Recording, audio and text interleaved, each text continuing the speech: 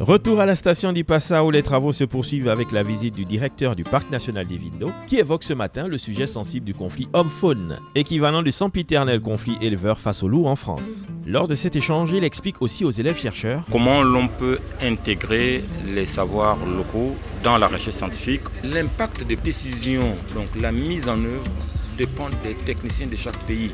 Donc, il nous revient à nous de pouvoir au mieux participer à la gestion efficace de ces forêts. Et juste après, c'est atelier média training pour tout le monde avec Élise et son équipe avant de poursuivre cette dernière journée par l'harmonisation des travaux effectués durant 15 jours avec en prime une conférence sur les différentes espèces de serpents donnée par Joanne Marchand. Une spécialité qui peut faire peur, je vous l'accorde. Et enfin, les encadrants ont tenu à remercier les équipes logistiques et toutes les petites mains qui ont œuvré à la réussite de ce rassemblement lors d'un dernier repas de détente avec une ambiance dont seul Makoko a le secret. Le village se réveille, enfin, après une petite nuit, sous le regard amusé des perroquets gris.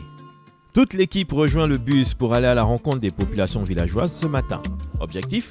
Procéder à la restitution finale des travaux de recherche auprès de ceux qui sont immédiatement concernés.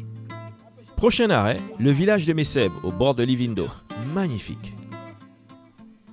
La chef du village rassemble tout le monde dans la salle du conseil et les enfants profitent d'un atelier ludique improvisé.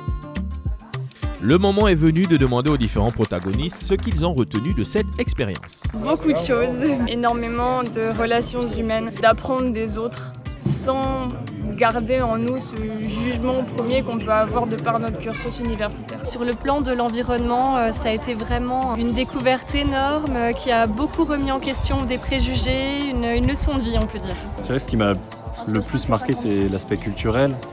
Tous ces gens que j'ai rencontrés, les étudiants du Gabon, ça a été incroyable, on a énormément ri, on a énormément discuté de plein de sujets. Ça m'a permis de sortir de ma zone de confort pour quelqu'un d'introverti comme moi.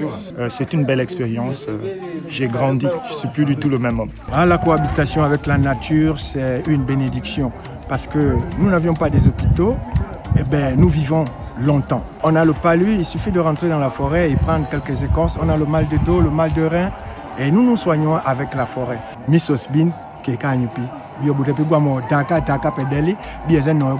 J'ai beaucoup apprécié cette expérience. J'ai appris beaucoup de mots en langue, Fang, Kota, Kwele. Je compte être conservateur des aires marines protégées. Et c'est un petit peu le but de cette école d'été, c'est de réunir des anthropologues, des linguistes avec des écologues pour aller questionner les savoirs locaux et les connaissances des populations villageoises.